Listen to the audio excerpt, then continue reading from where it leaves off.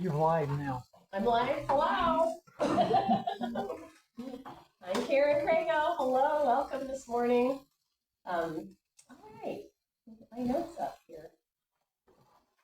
So I was saying as we were assembling, there are just some people who know a lot about the topic I'm talking about, and I actually just chose the topic so I can learn about it. So I hope if your name is John and you know a lot about brain structures and functions, that you'll weigh in with corrections or additions or insights, and the rest of you too.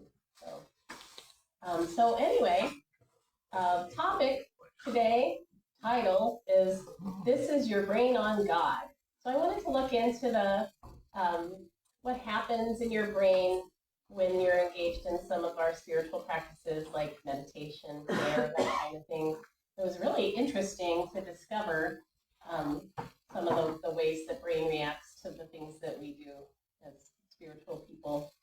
So it's a topic is kind of what happens when we let God be real in our minds, not as an idea, but as a presence, as a real living presence. So let's go into this. First off, your brain seems to be wired for spirit. I read a lot of articles. I always hit the academic articles to see what scientists have to say about things. And it looks to me like modern neuroscience indicates the human brain is built for connection, compassion, and meaning. And I found a guy, Andrew Newberg, neuroscientist. Anybody know that person? He studied people in prayer and meditation for decades, and he found that when we enter deep spiritual states, the prefrontal cortex, this is your brain, prefrontal cortex, front seat of focus and intention, lights up. The parietal lobe, quiets down. So this part lights up, and this part quiets down. And this part is the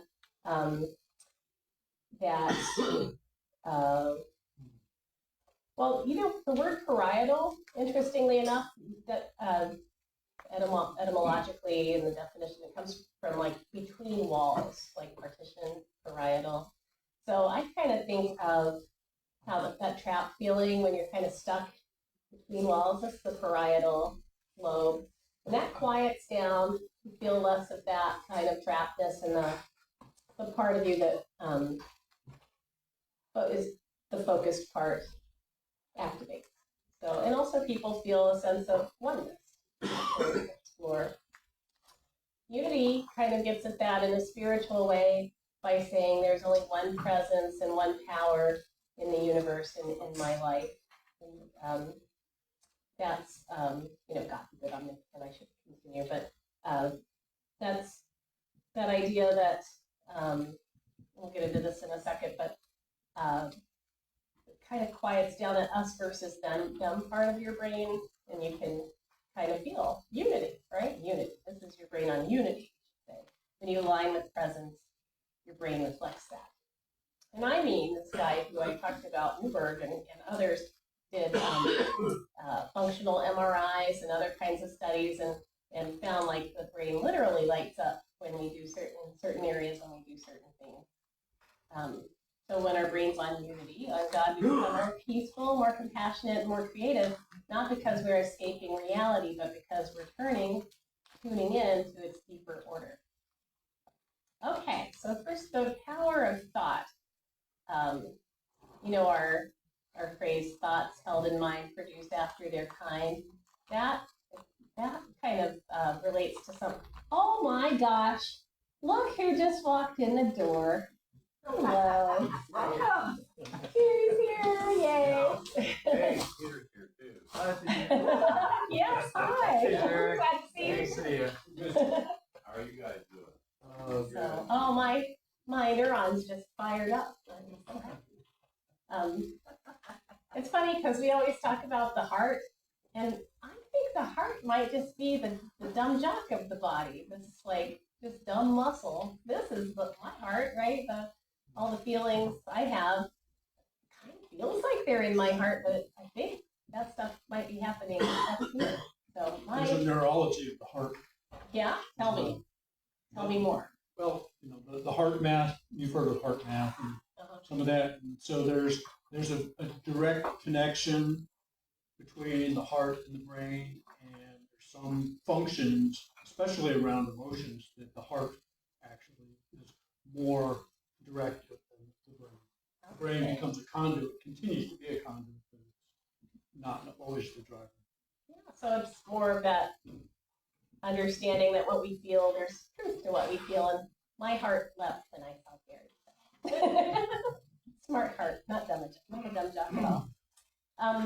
But now the scientific kind of version of thoughts held in mind produced after their kind is the idea that neurons that fire together wire together. And this actually is something I've heard John talk about, which is neural pathways. Modern psychology says when we hold a thought in mind repeatedly, it builds these neural pathways, and it's like a workout for your brain. So, when we dwell on fear or resentment, the brain strengthens stress circuits in the amygdala. This little part, like in the under, like how your brain has that kind of little curvy bottom. Here's your pituitary, and here's the amygdala waving at each other. But the little wormy part at the base of the brain above the stem. So when we're dwelling on fear, that's what lights up. And the stress circuits in the amygdala are strengthened when we dwell on fear. And when we dwell on gratitude, love, and trust, the brain builds calm, resilient pathways in the prefrontal cortex that we were talking about. So it's kind of like leg day for your brain. You got to make sure you work out your prefrontal cortex so that you build those neural pathways.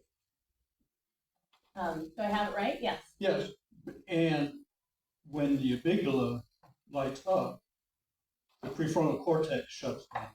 Yes. And then what does that signify? It makes logical thinking and processing of information more difficult. Yeah. It's weird to think about logic when you're thinking about God stuff, because it doesn't seem logical. What we experience in meditation and prayer seems kind of beyond logic a little bit. But, oh yeah, here he has a thought. Yeah, but Here comes the microphone. You're usually our mic guy. But John.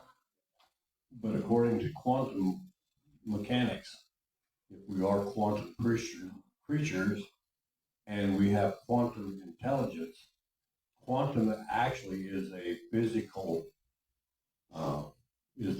representation of consciousness wherever we are. So technically, everything for me is just beyond. It is a mechanical process. The science of universe and the quantum consciousness allows us to not only be a part of each other, but to be a part of the whole world. Because I know we're talking about the heart. The heart, every beat of the heart sends a signal into the world at the speed of light. So it travels around the earth in half a very small amount of time. And so we are actually conscious of each and every one of us. We're all hooked together. Yeah. The thing is being allowed to be, so I can validate you that you are you. See? Bring it. Yes. Well, I mean, this is what we all want. We want to be validated. And anyway. I'm thinking too about when I think of that amygdala fear part lighting up when we're kind of enmeshed in that, and the logic part lighting up when we're engaged in prayer and stuff. I'm kind of thinking about a crisis and how that hits you, and you're just like, oh my god, there's a snake or whatever, because something has got you so. And then there's the part of you takes over that says, that's not a venomous snake. It's are very beneficial for rats and things like that. It's kind of pretty. There's like a part of your brain that kind of takes over and it just squashes the fear component. So yeah, Wendy has a thought. Well, I'm not going to give you any names of the parts of the brain, Well, but good. John might correct us. but for me, Gentlemen. Alan, would have the name, but now I don't. Anyway, what? That could be. Anyway, he's a guy that medical doctor, scientist type guy. But what he says is he's done a lot of work in working with people's long-term chronic pain, and been able to, just through talking, get them out of it. But what he found, what started him in that was he was going to have to quit medical school because he was in so much pain. And he decided to go to a game. And when he was in the game, they did the wave. He had back pain. And when they did the wave, he got up and did the wave. And he couldn't get up off for anything else. And he was like, how did that happen? You know, why could I get up then?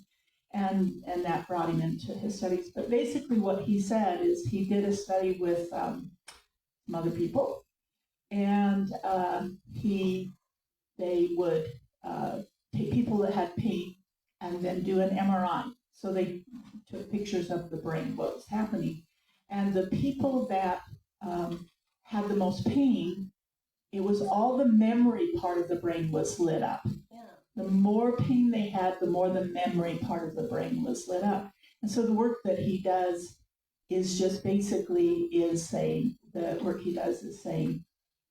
I told the brain what to do, and now I'm going to tell it something else in a loving way so that will change. The memory part will change, and people are getting out of long-term pain without any physical change. And that's basically in Unity of the spiritual application of changing something and changing our body is happening in our heads too. That's interesting. I found an image in my research that showed like here it is. There are 3 parts of the brain that interact with the pain response, and one part associated with emotional experience of pain, and this part associated with pain intensity. Those could change, lessen with meditation, but the middle part, which had to do with memory of pain and expectations of pain, continued to light up even with meditation and stuff.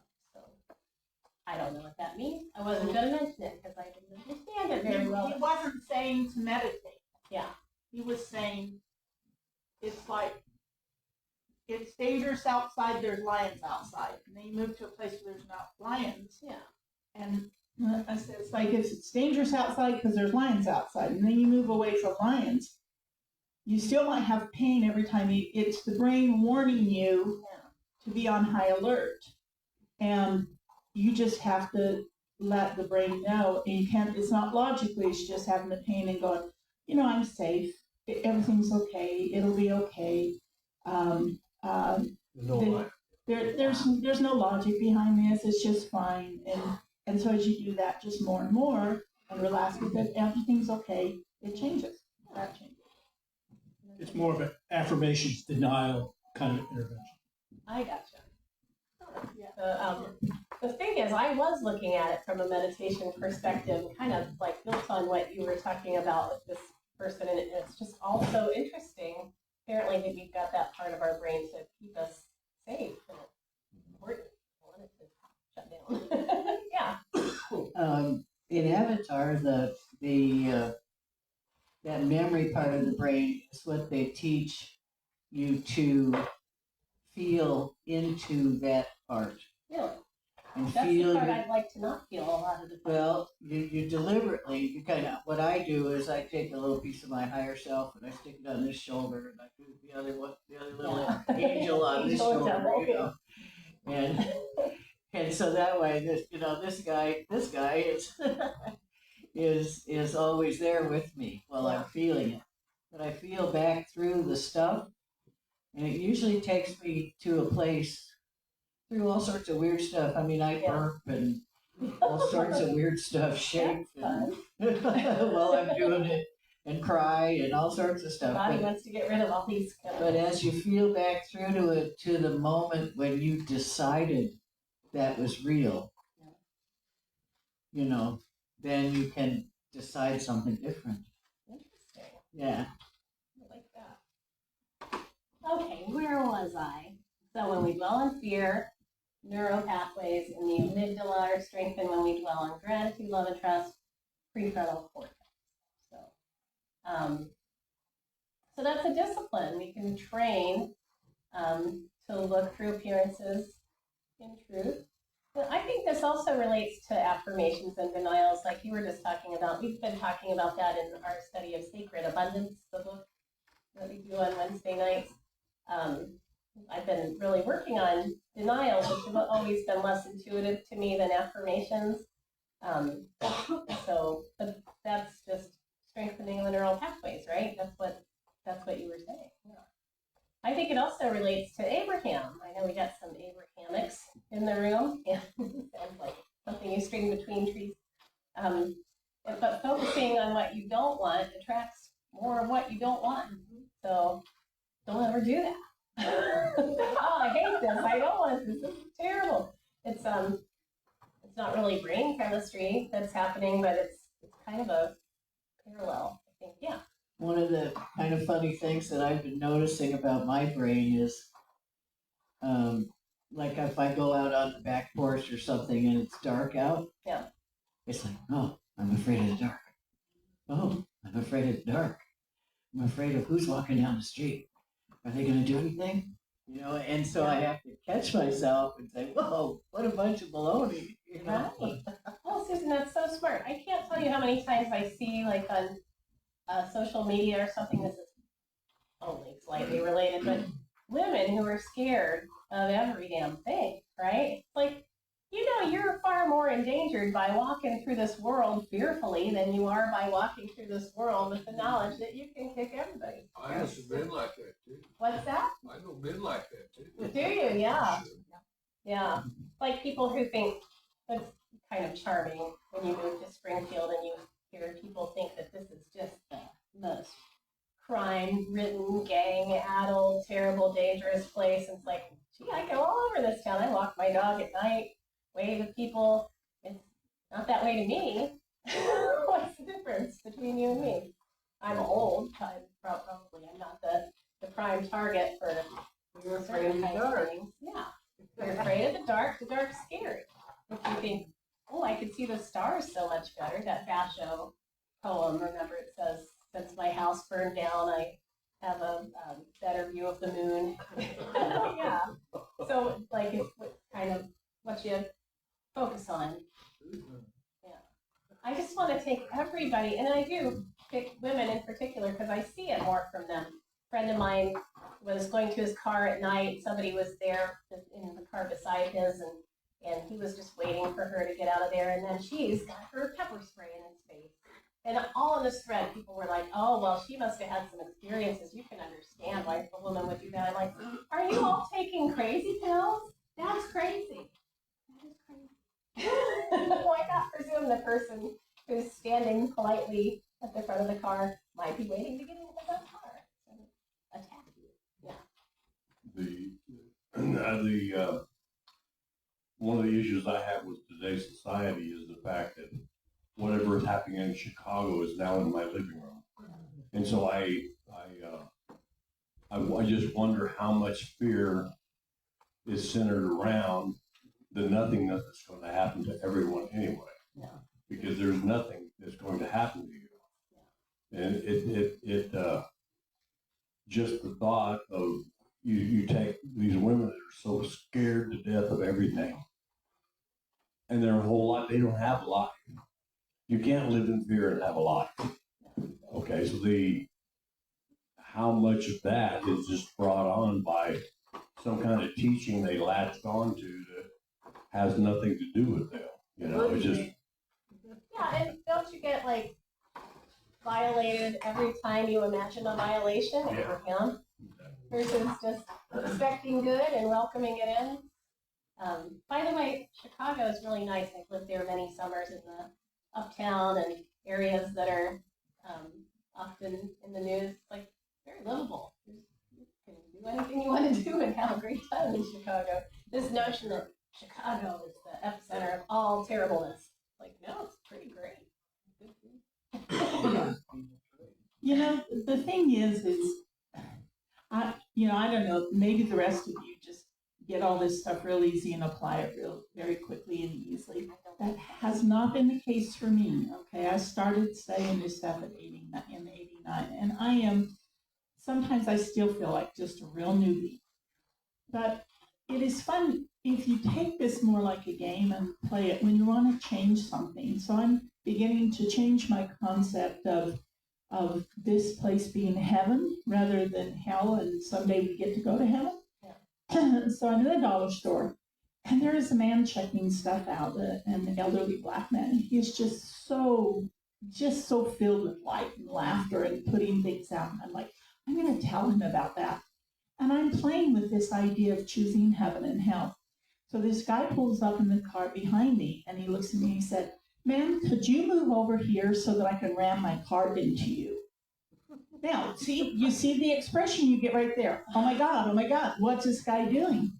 But in that moment, I was playing the game of choosing heaven and hell. I was really, truly conscious of that. So again, the spiritual consciousness.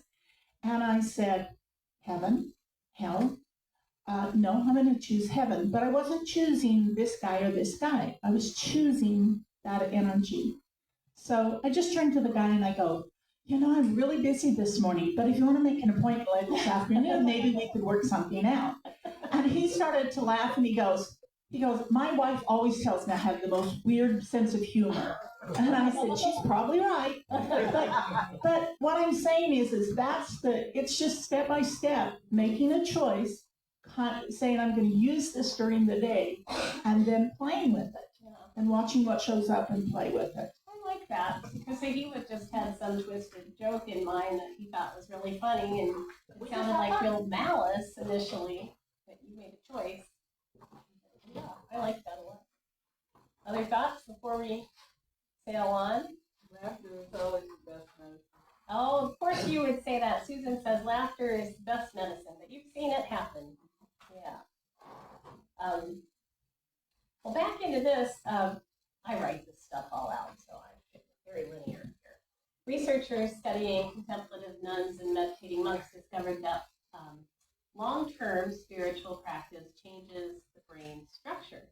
You can actually grow gray matter in areas associated with empathy, emotional regulation, and attention through meditation, prayer, and contemplation, which surprised me. I guess I had the idea, how if you kill brain cells, they apparently don't regenerate the same way other body parts do. Is that right, John?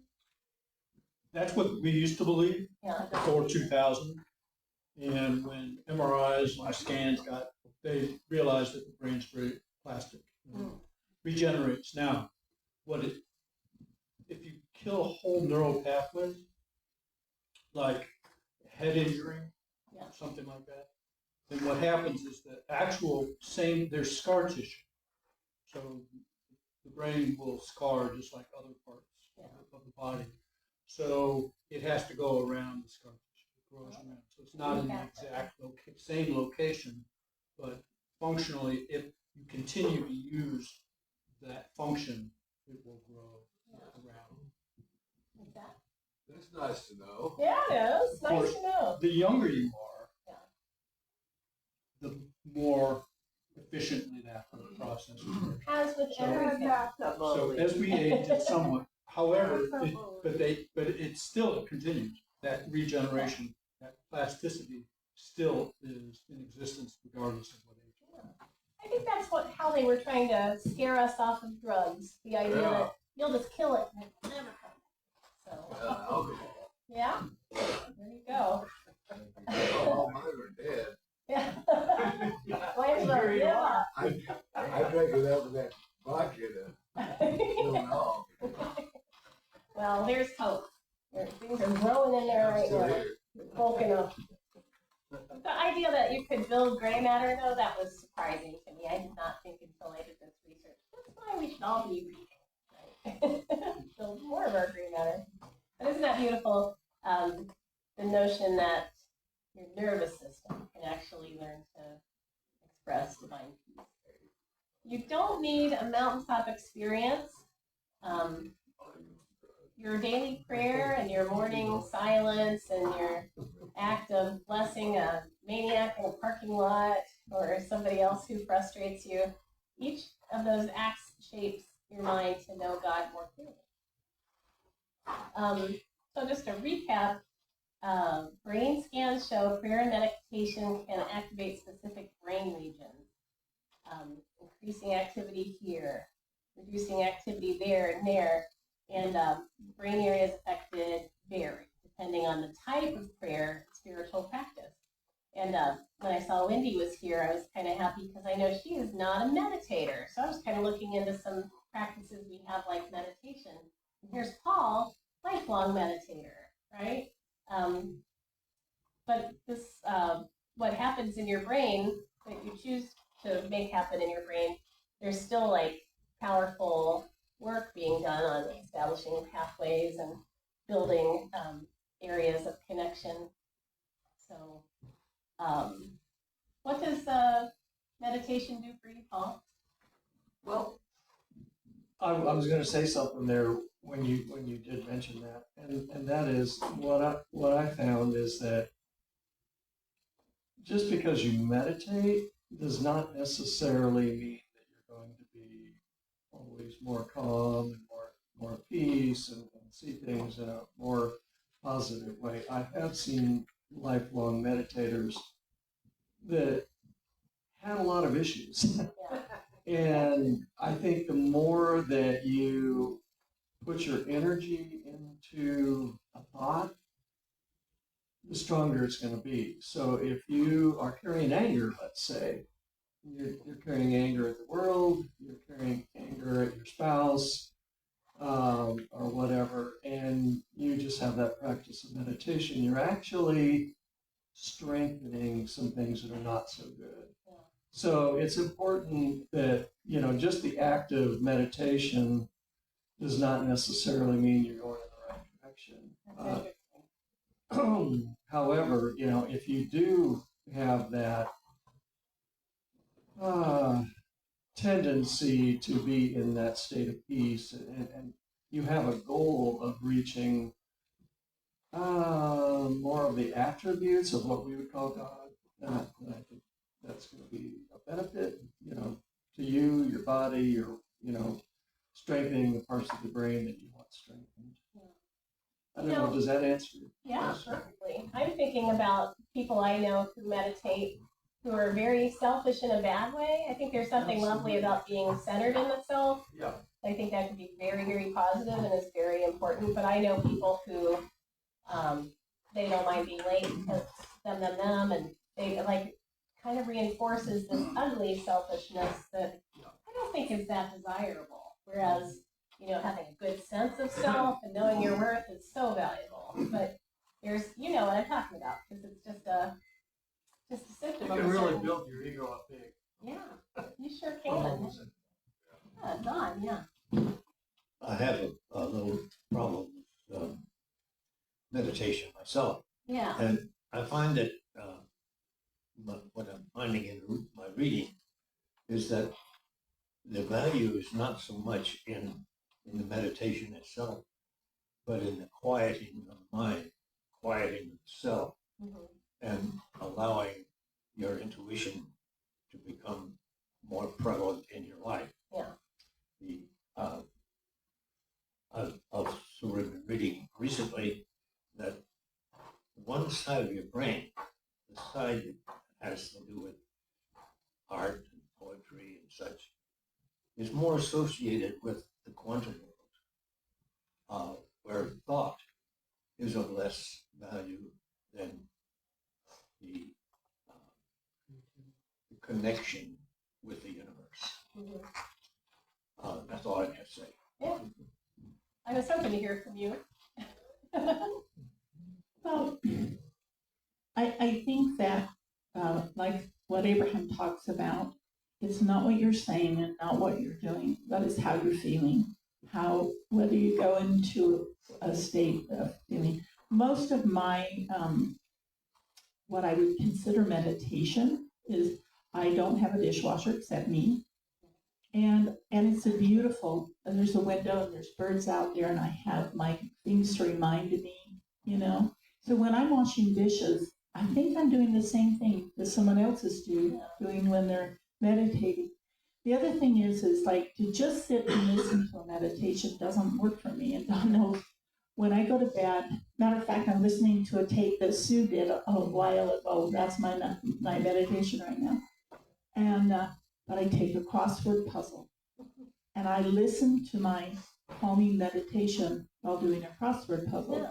Because if I engage that part of my mind, I'm much more likely to benefit from the meditation because otherwise the meditation's going on and my brain is going on really, you know, but I just occupy it.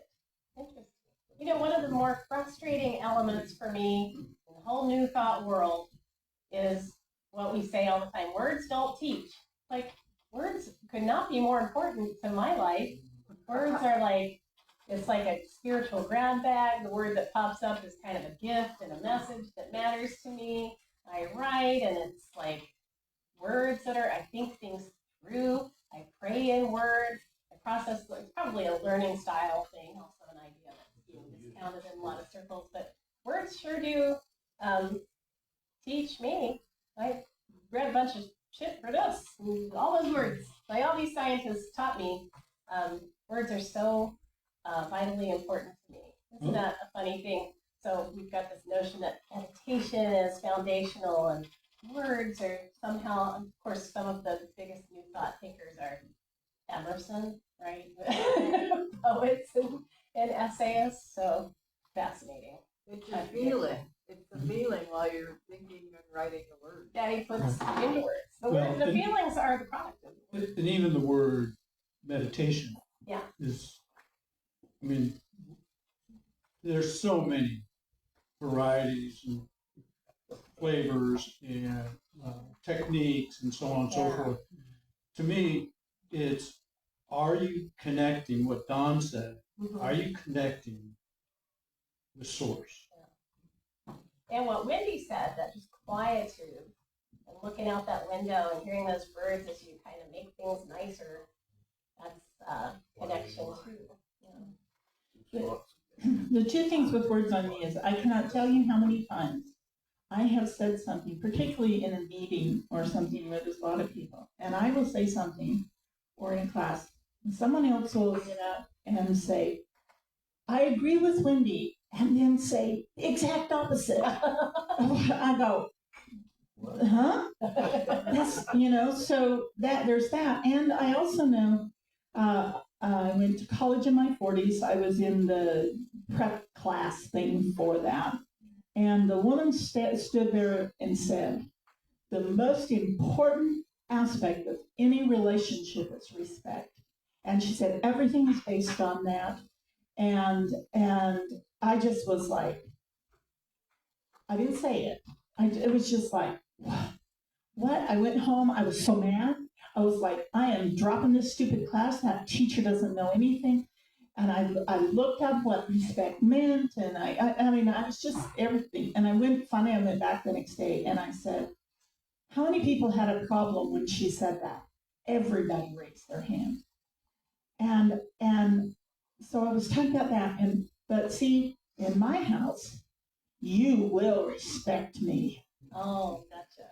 Because that sounded so benign to me. So what we think, you know, and I watch it when I'm talking with someone, when their eyes glaze over, and you might as well just shut up. Yeah, it's true. Gotta go into so many, like, keep going into that grab bag of words to try to reach people in all different places when attempt does not usually do the trick. We think we all have the same dictionary. Well, linguistics backs you up, yes. I think when people say words don't teach, words don't have power unless we rock. Yeah, you have to get it. You have to know what it means. And I have used words for 20 years, and then all of a sudden I'll hear the word, and it's like I get a download of what does that word feel like? And I'll try to share that with somebody, and they're like, huh? Because words don't necessarily convey that feeling. But when you pick a word, amazing, what does that invoke? When you think of the word amazing, what does that invoke in your feeling beingness? What does that word mean?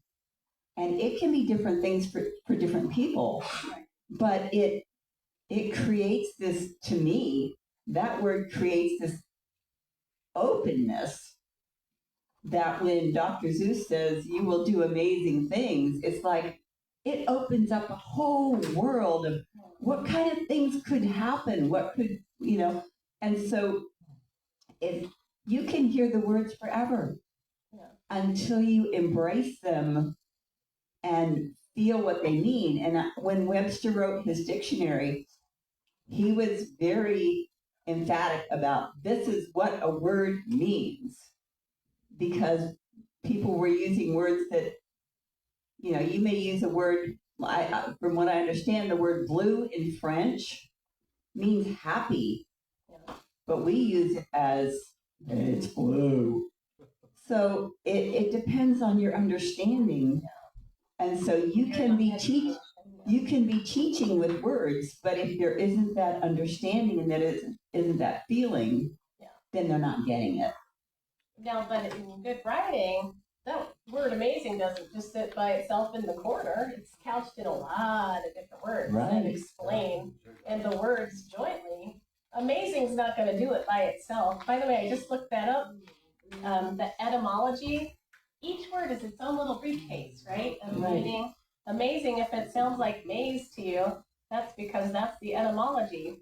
It comes from the Old English verb amazian, meaning to confuse or to bewilder, which is connecting to the word maze. So something that's amazing, it's like, oh, that bewilders me. That's so grand and awesome. So the more you look into words, the more they have these hidden little, mysteries and these fabulous. The word gay really changed too. Gay? Yeah. That's true. How about the word awful?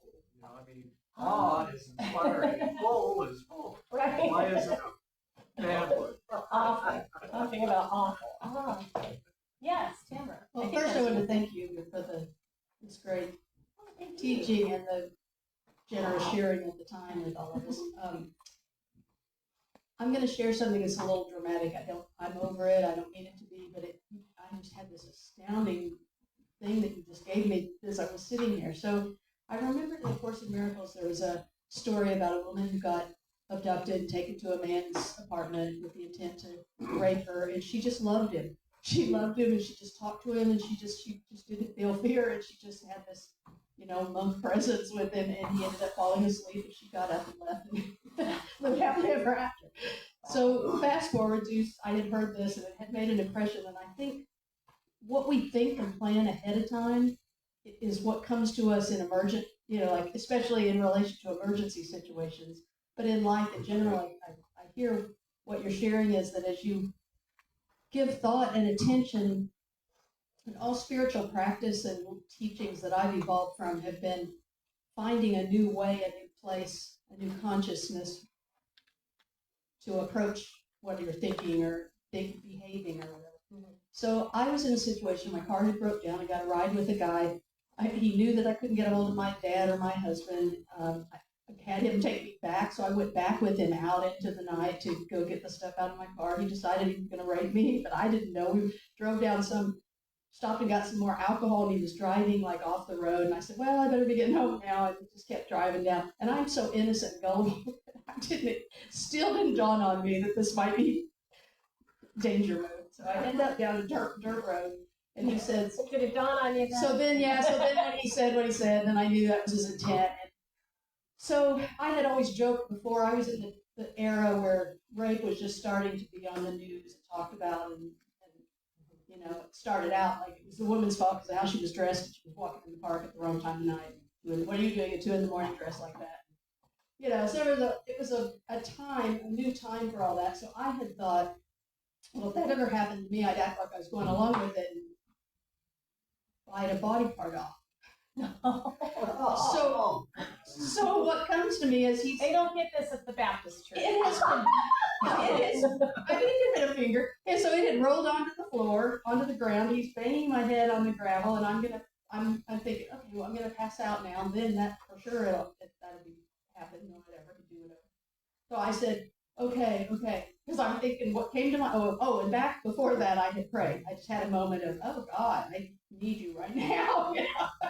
And so that feeling came over me of surrender to more than my personal little life personality and stuff. So what came to my mind was what I had thought about ahead of time, as exaggerated, ridiculous as the story is, because I had, like, my mind was completely blank, just adrenaline, total rush.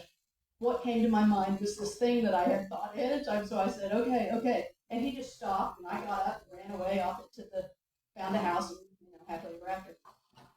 And so I was just astounded with the realization I had never thought about, that I had prayed first before all the getting out of it happened, and that feeling came over me of not being alone and that there's a higher state than just this material world in front of me, and also that how I thought about that wasn't what he was expecting, wasn't what he would normally do in that situation, and so sometimes applying that to the spiritual is what happened here. So I thought, just that, like Susan was saying, what you feel, how you're feeling about a word, or how you're feeling about what somebody's putting across. It isn't the actual words. It is the intention of the feeling, of the sentiment, of the spiritual sharing that's behind that. So if you've ever been to someone who's a holy teacher and their transmission just goes into you and it changes you, and it's not because of the actual, the words are a piece of that, but something is imparted that with people that really touch you, that is soul to soul, eye to eye, the vibration in their atmosphere and their voice and what we put across. So I think the more we become aware of how we're thinking and feeling and vibrating in every aspect of our interchange with the world around us, is where we have some control and some choice over. And we're also glad that you're here with us and that something terrible didn't happen out there on your dirt road. Yeah. Even if it had, I'm not at a place where I would say that was terrible. Some of the most terrible things in my life have been my biggest growth, learning, releasing amazing things. So I don't know that I would even, but thank you. Yeah. Remember too, words, I don't know why I want words, since that's not really the topic, but incantations are made of words, right? Language is what makes up your affirmations and denials. You're not affirming like some feeling. You might be, you're more involved than I am, you are, but I have to encase that in words. I came up with an affirmation that thrived yesterday. It was, what was it? Whimsy and optimism, or my birthright. Whimsy and optimism, or my birthright. I like the repetition, that little internal rhyme there. But it's, the words excite me. And the words, like, when I kind of repeat them to myself, they're kind of carving something into me that matters. And it is the power of the word. In the beginning was the word. The power of the word is what's doing it. Yeah. So, thoughts before we carry on? That's a lovely thing that had nothing to do with anything, but everything to do with everything. That's always the case, isn't it? Anyway, changes observed in the brain during prayer. I wanted to share a little bit. Increased activity. Functional magnetic resonance imaging, fMRI studies show increased activity in the frontal lobes associated with attention, focus, and emotional regulation, altered sense of space and time, activity in the parietal lobe, linked to a sense of space and time, decreases with meditation and prayer, contributing to a feeling of transcendence. We're moving beyond this space and time when we are engaged in prayer and meditation. And it can blur your sense of self. It's a lovely thing when it happens. There's varying activation in your brain depending on your practice. So if you're engaged in a verbal prayer, it can activate the language-related areas, kind of in the middle, while visualization techniques may activate the visual cortex. I don't know what that adds up to for this conversation, but it does seem like activating any of these parts of the brain, like with focus and intention, it's different than like day-to-day life, walking, saying hi, getting a cup of coffee, like that stuff. It's kind of different to activate your visual part of your brain and the reward center activation. Some studies have found the nucleus accumbens, the brain's pleasure or reward center, I don't know where it is in my potato, can be activated during spiritual experiences. So that's nice. Long-term prayer and meditation practitioners may develop thicker frontal lobes, indicating that these practices can lead to physical changes in the brain over time. Also,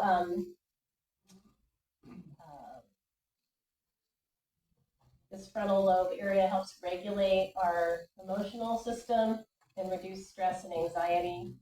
And let me see. Oh, and also finally about the brain, prayer stimulates serotonin, mood stabilizer, and dopamine, the reward and pleasure system, and those chemical messengers communicate to the nerves and affect how we view the world. So, each time we do something, we etch the groove in our brain, the groove associated with that thing a little deeper, suggesting that a regular practice of prayer, meditation, or sacred music, something I haven't even touched on, something else that just kind of makes you feel a spiritual vibration, that's going to be really good for you. Speaking of music, sacred music can,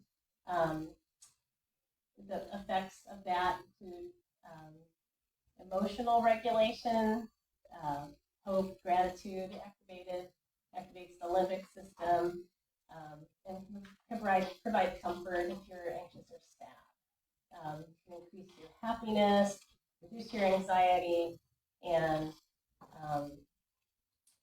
give you an increased sense of self-esteem and control, in the sense that everything is like working out for you. I'm not somebody who gets that from music. I don't listen to a lot of music. So tell me, is that true, what I just said about music? And Don has a thought. The most beautiful thing for me in the whole world is good poetry set to music. Yeah. If it is poetry by itself is beautiful, but when you set it to music, and with a beat and with a melody, there's nothing more beautiful to the ear to be had anywhere. Yeah.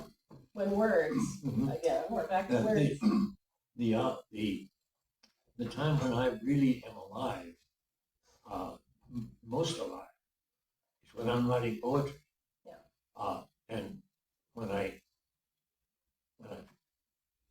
feel connected with the words that are coming through, there's no more invigorating experience to be had intellectually than that. It's just, in fact, I think it supersedes intellect. Mm-hmm. It's a connection with reality. Yeah, beautifully put.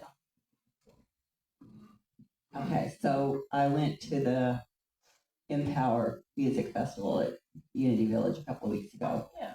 And one of the things that they were sharing is music is an international language.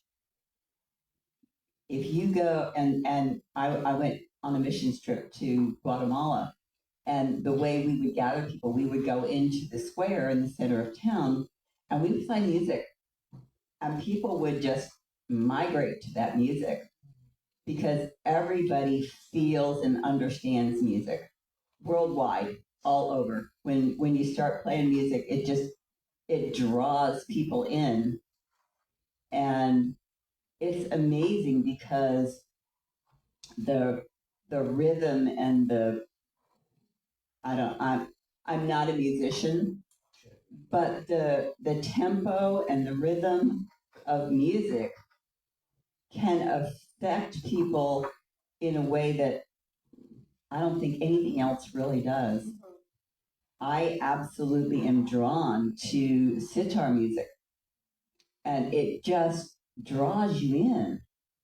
And but any kind of music, and it's international. It doesn't matter where you go in the world. If you start playing music, people will come out of the woodwork because it speaks to us. And I've known people that had dementia that didn't understand things, but they had been a piano player, and you get them sitting down at the piano and they can play every song they've ever learned. But if you get them away from the piano, they can't put two and two together. So it's something that comes, I believe music comes from the spirit, and that's why it connects people. And that's why people that have no cognitive brain activity hardly can still relate to music. Yeah. And still remember, it comes through them. They remember all of it. Yeah.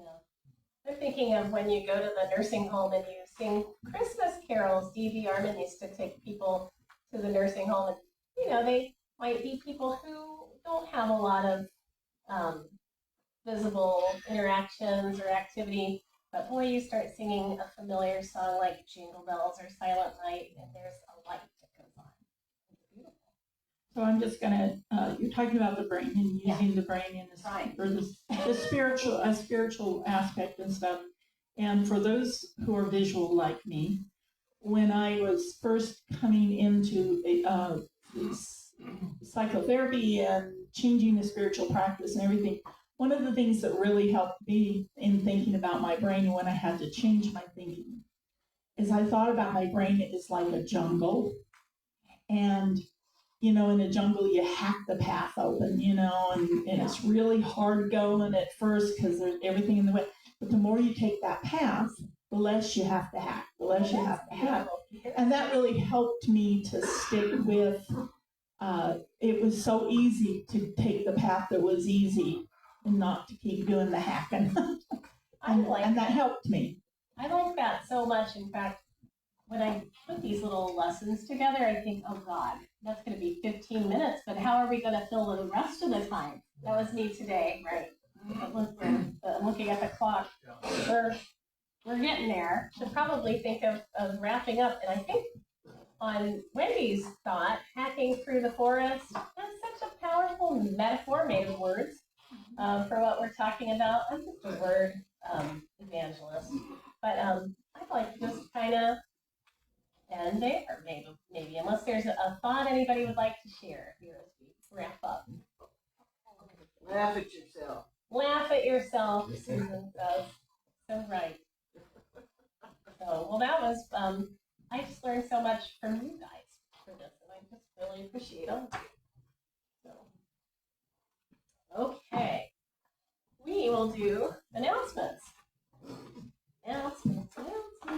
Well, let's not forget about music, by the way.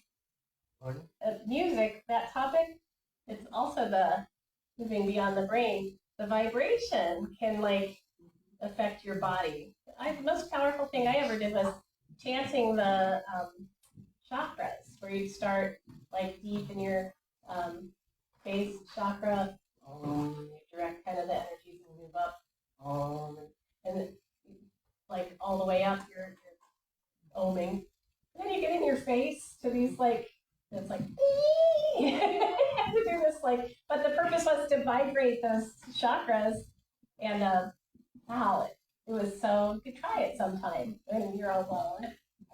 Get right up to your crown chakra and you'll just feel so good all over. It'll be like you have a massage. Have you ever done a sound bath with, Yes. with the chakra bowls? No, yes, I love it. Love that. You have a thought? I don't know how much this relates, but how many times have you, like when you were young, you were a teenager, early 20s, and you had these great pop songs in your head, and you're singing along, but they don't really the words don't make sense, or you can't understand the words, so you make up your own words, Right. and then later on you find out what those words really were. Girl And with then the song colors. changes a lot. That happened to me the other day when there was a song I really liked, and it was playing on one of my, I don't know, CDs, and it was an Australian group, and I just really liked the beat. It made me feel really good, and then soon looked up the words, and it was a really dark song, and it changed everything, But so much of it is just the tune, the rhythm, the beat, the melody, and or just whatever, or just the way someone is singing it. It just really appeals. But, Yeah, that's, I like that. yeah. I love your own words. And it's the vibration is what gets you. Yeah. So, the rhythm is going to get you. That was a great scholar and philosopher said. Okay. Announcements. Thank you, everybody, by the way. We'll have a new member ceremony next Sunday, 26th, during the service. New member orientation is today after the service, so if you've been attending for 6 months at least, and you meant to fill out an application or didn't, stick around. You can still fill one out and stay for the orientation. Come share in the stillness with group meditation every Sunday evening at 6. Love it. It's so amazing. And we all have different experiences, I think, during that, but it's just so comfortable to be in the group, and I can't tell you why it's awesome, but it is. Am I right, Jerry? Yeah. Oh, Tamara says yes. Okay, it is amazing. This Tuesday at 6, Norma Vincent is having her first Unity Real Estate Forum. She says, most everyone's interested in real estate in some form, and my hope is that those of us with real estate experience will be able to come together with those who want to be able to learn about real estate. You can sign up at the connection table Tuesday at 6.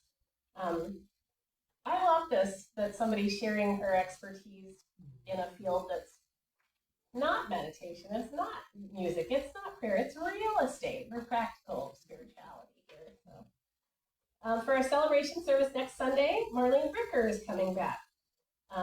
She brings a wealth of speaking and teaching experience as an elementary school teacher, author, business owner, and spiritual director at Unity Church.